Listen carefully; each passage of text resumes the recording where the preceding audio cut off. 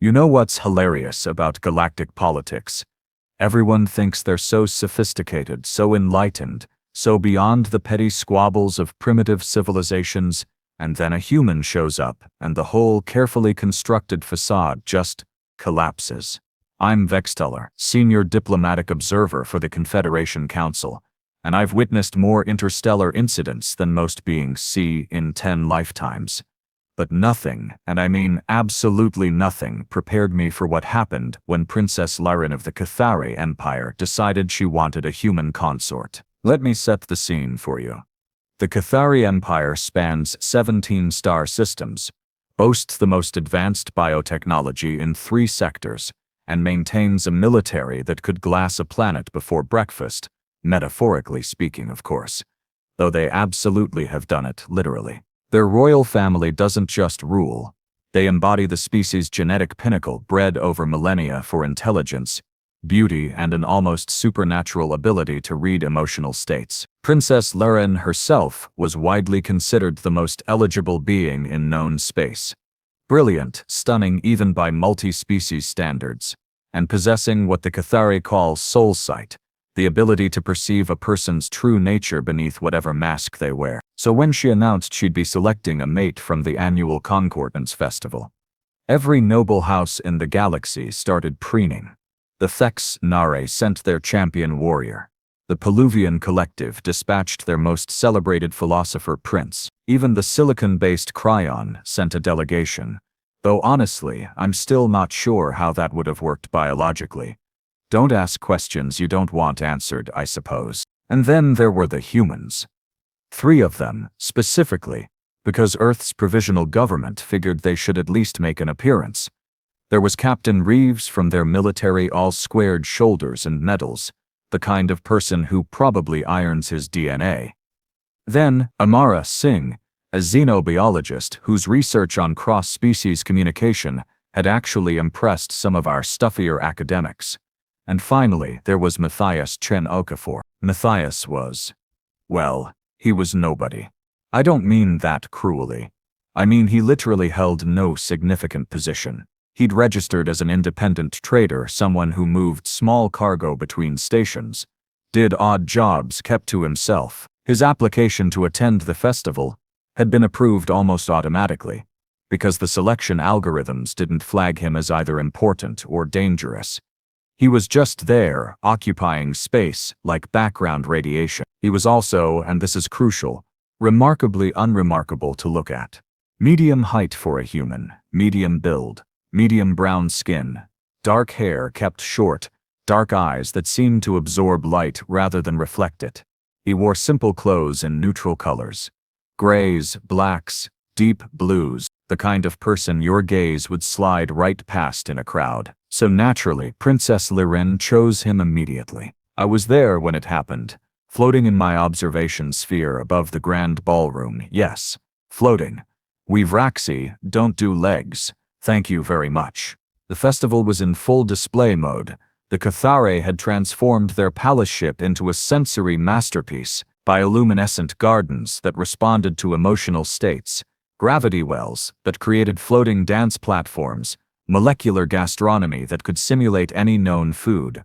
It was spectacular, overwhelming, designed to dazzle and impress. Captain Reeves was demonstrating some kind of tactical dance from Earth's military tradition, all precision and controlled aggression. The Ketharii warrior was impressed. You could tell because his battle crests were fully extended. Singh was engaged in animated conversation with a cluster of academic types, her hands moving expressively as she explained something about neural mapping. The various nobles and dignitaries were doing what nobles and dignitaries do, networking, scheming, pretending their alliances were about mutual benefit rather than calculated advantage. And Matthias? He was standing alone near one of the observation ports, watching the stars slide by as the palace ship orbited Ketharii Prime. Just watching. Not networking, not showcasing talents, not even sampling the legendary Ketharii delicacies that were being passed around on floating trays. Princess Lyraen glided across the ballroom, and when I say glided, I mean it literally. The Ketharii have this way of moving that makes it look like they're not quite touching the ground. Her attendants followed at a respectful distance, various species all trying not to stare too obviously. She bypassed the captain mid-demonstration. She smiled politely at the philosopher prince and kept moving. She walked right past the Cryon delegation without even acknowledging their crystallized marriage proposal. And trust me, that was a diplomatic incident waiting to happen. She went straight to Matthias. I enhanced my auditory receptors, because obviously I needed to hear this. The ambient music dimmed slightly, which meant the palace AI had also decided this was worth paying attention to. You're not like the others, she said. Her voice had that musical quality the Ketharii are famous for, each word carrying undertones that conveyed emotional context. Right now, those undertones suggested curiosity and something else. Weariness, maybe? Interesting. Matthias turned from the viewport, and I swear I saw the slightest flicker of surprise cross his face before it smoothed into polite neutrality. Your Highness, he said, inclining his head precisely the correct amount, not too much, not too little. How did a nobody trader know exact Ketharii court protocol? I could say the same about you, though I suspect for different reasons. She laughed. A genuine laugh. Not the practiced social sound most royals produce. Everyone here is performing for me. Displaying their best qualities, their achievements, their potential value as a mate and political ally. But you, she gestured at him, at the empty space around him. You're not performing at all. Would you prefer that I was? His tone was mild, conversational, but I caught something underneath it. Not quite challenge, not quite invitation. More like a test, perhaps. No, she said slowly, and her soul sight flared. I could see it from my observation point, the subtle bioluminescent patterns along her temples pulsing as she engaged that legendary Ketharii ability to perceive truth. No, I find your authenticity refreshing. Tell me, Matthias Chen-Okafor, why did you come to this festival if not to seek my favor? I was invited, he said simply. It seemed rude to refuse. You're a terrible liar. I'm not lying. I was invited, and I did think it would be rude to refuse. He paused, and the corner of his mouth quirked upward, not quite a smile, more like the echo of one. You didn't ask if those were my only reasons. Oh, I liked this human. He had nerve, I'll give him that. The princess's soul sight intensified, and her expression shifted through several emotions too quickly for me to parse. Then she did something that made every being in the ballroom stop what they were doing and stare. She extended her hand, palm up, in the Ketharii gesture that indicates genuine interest in forming a bond. Walk with me, she said. I want to understand what I'm seeing when I look at you. And what are you seeing? Matthias asked, but he took her hand.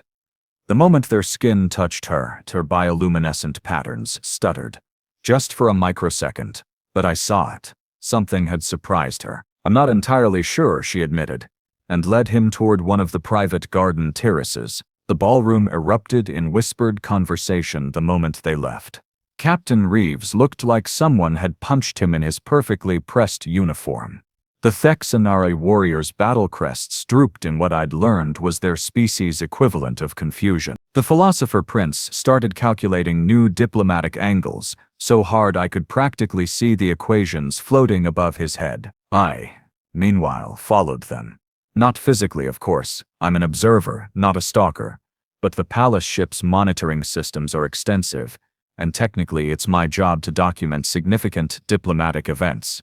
This definitely qualified. The garden terrace was a masterwork of Ketharii bioengineering, plants from a dozen worlds growing in impossible harmony, atmospheric processors creating microclimates, even the light seemed to breathe. Lyraen led Matthias to a secluded alcove where a living bench had grown from the ship's organic infrastructure, overlooking a viewport that displayed the swirling clouds of Ketharii Prime below. They sat in silence for what felt like an eternity, but was probably only 43 seconds.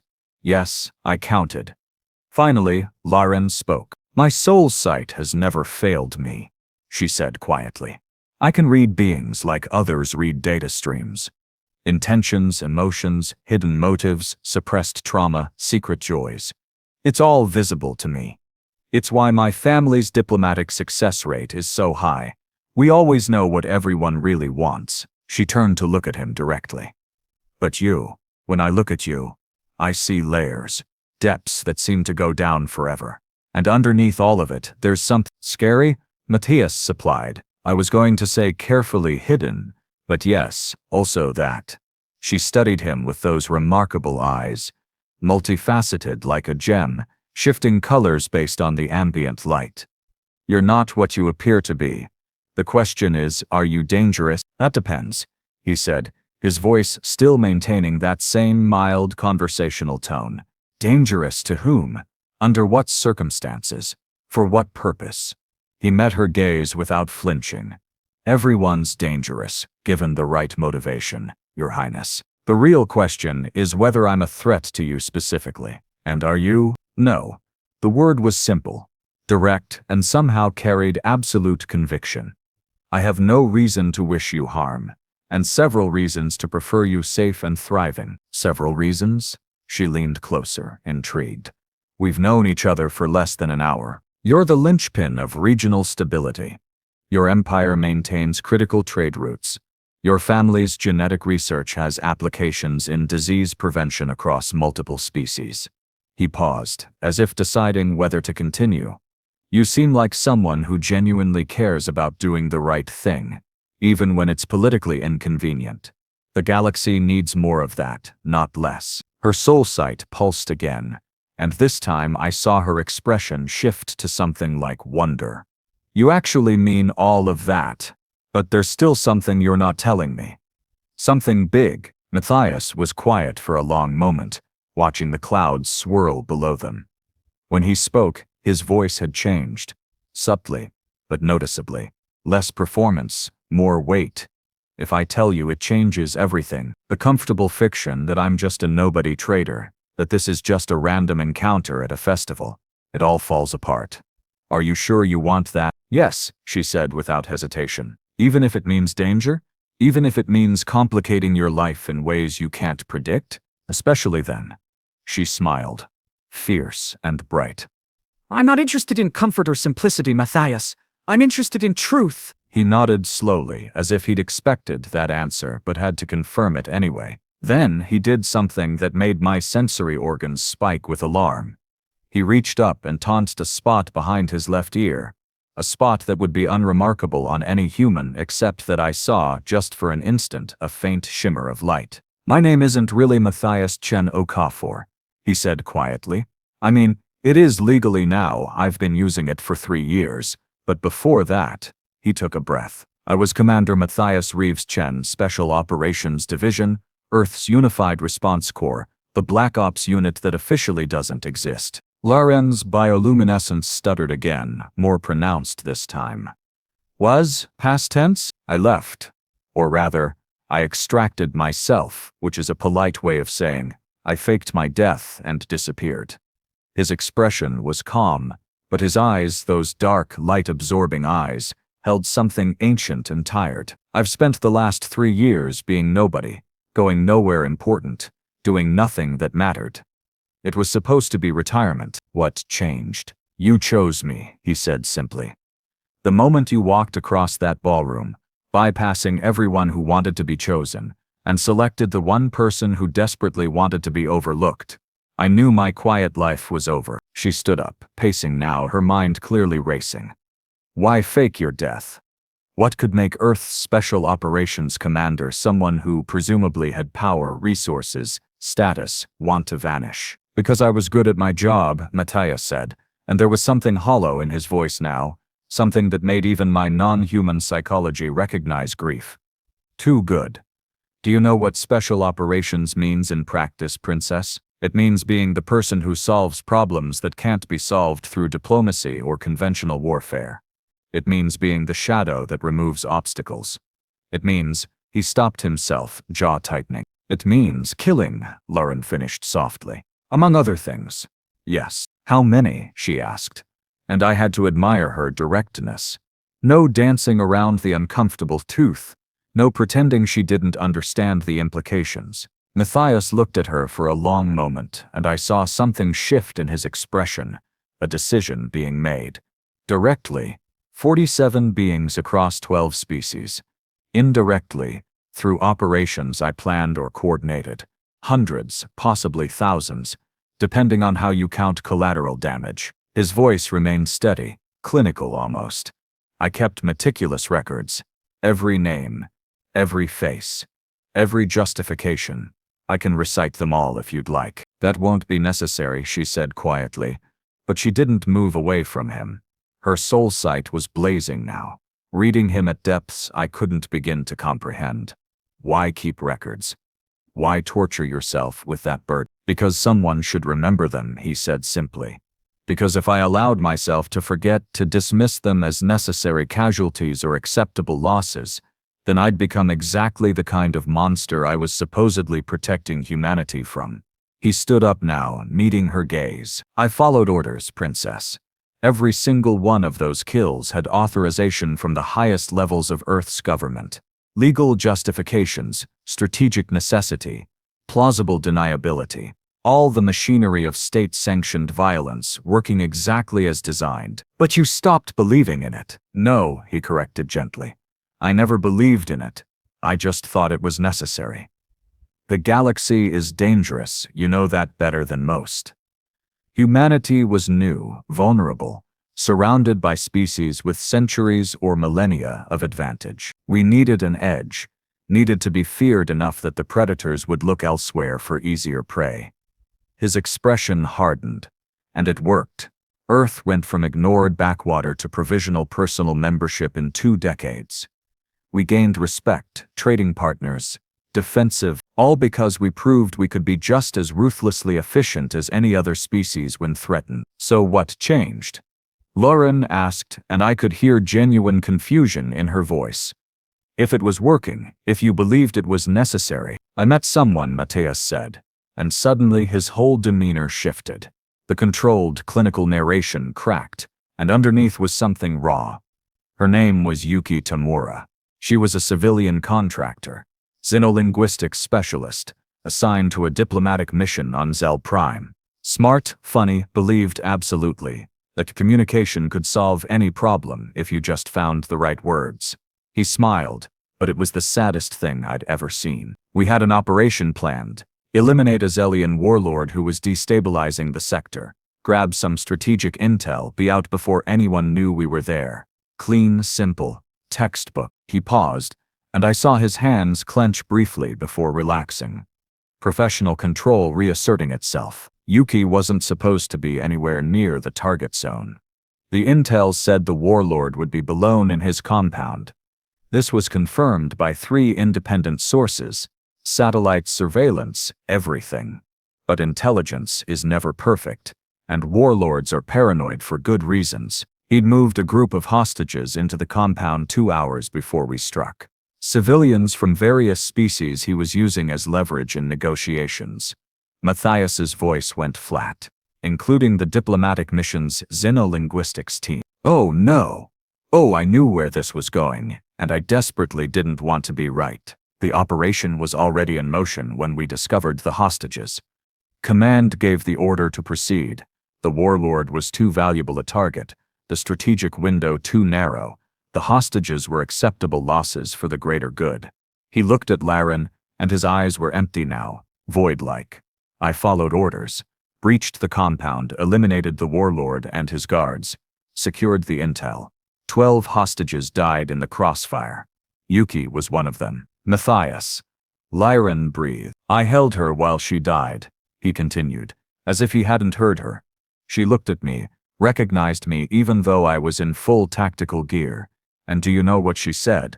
She said, "It's okay, Matt, I know you had to." And then she died believing that her death served some greater purpose, that I'd had no choice, that the mathematics of war had simply fallen against her.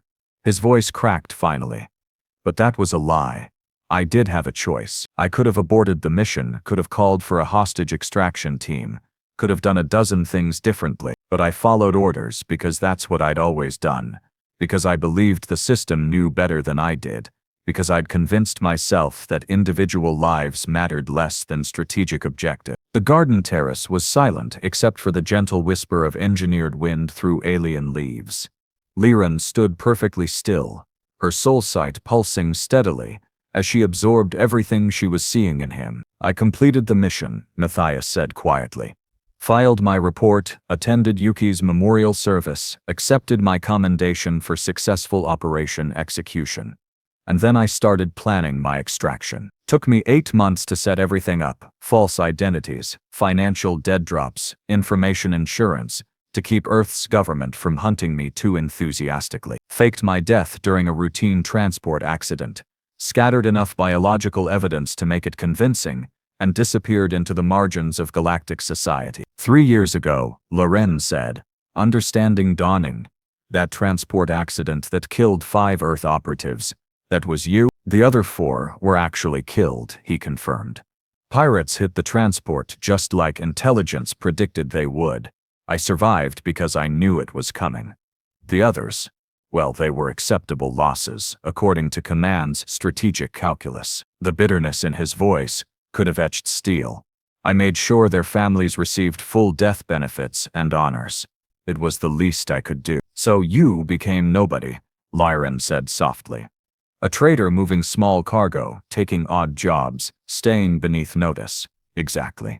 No fame, no power, no responsibility for other people's lives.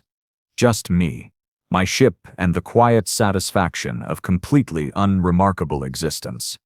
He gestured around at the palace ship, at the distant sounds of the festival still happening in the ballroom. Which brings us to tonight, and you choosing the one person at your festival who really genuinely wanted nothing to do with galactic politics or royal attention. Why didn't you refuse when I approached you? She asked. You could have made an excuse withdrawn from the festival entirely, because you used soulsight on me, he said, and now there was something almost like humor in his voice. I saw it activate. I knew you were reading me, seeing past the facade. And I realized that if I ran, if I made excuses, you'd know something was wrong. Your suspicion would have been raised, questions would have been asked, and my quiet retirement would have unraveled anyway, just messily, with investigations and exposure. He met her gaze.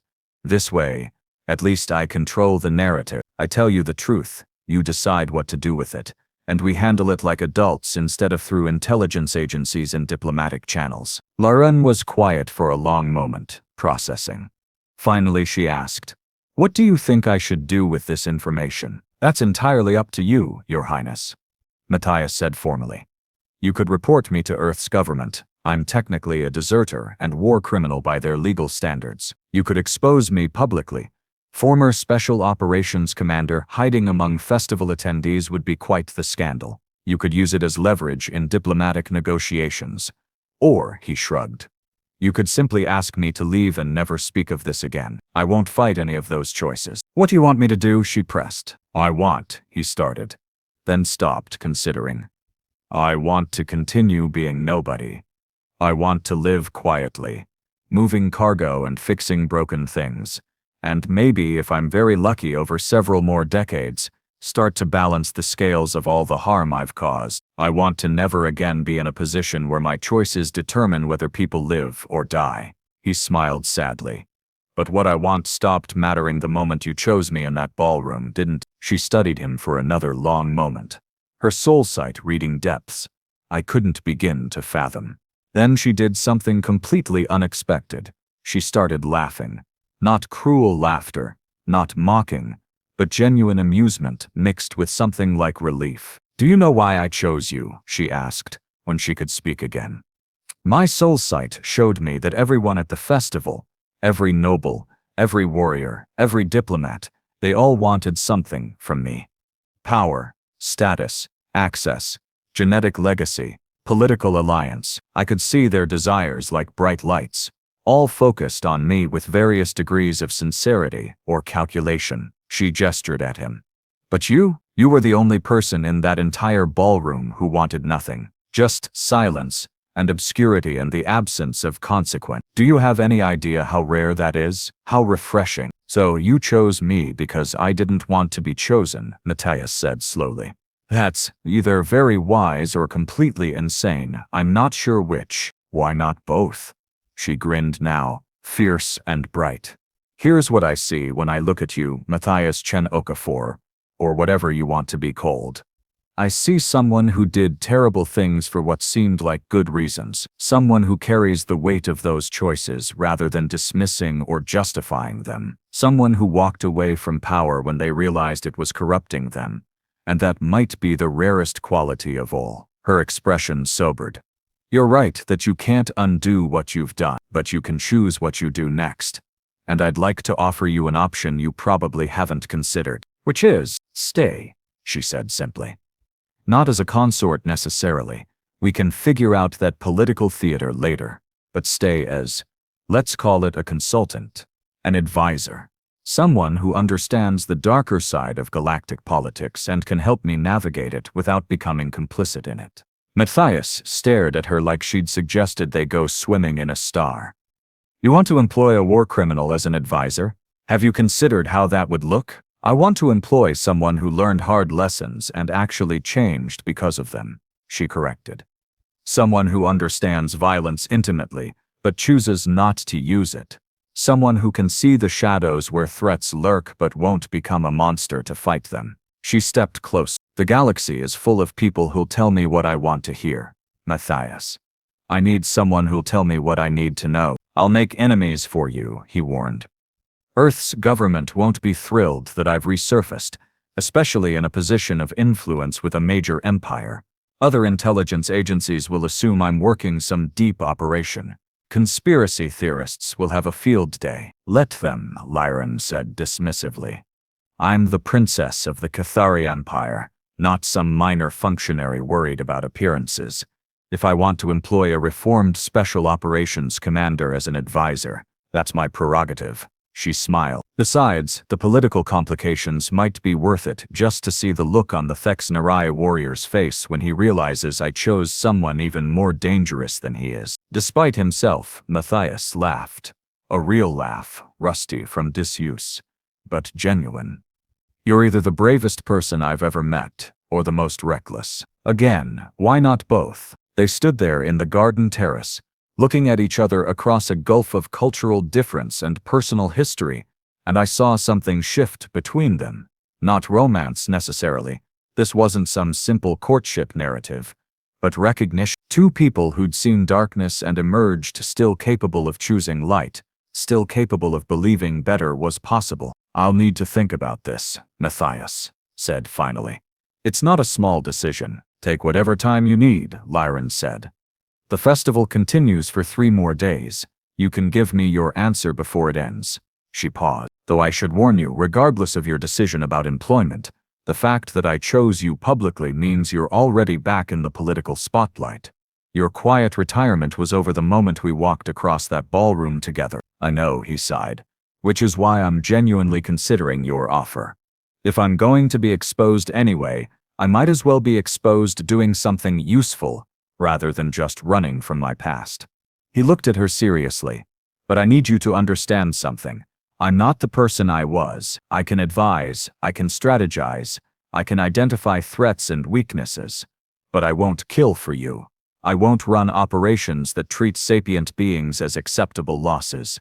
If you need that kind of asset, you'll have to look elsewhere. Good, she said firmly. Because if you'd offered to do those things, I wouldn't have made the offer in the first place. Her soul sight pulsed one more time, reading him at depths even I couldn't guess.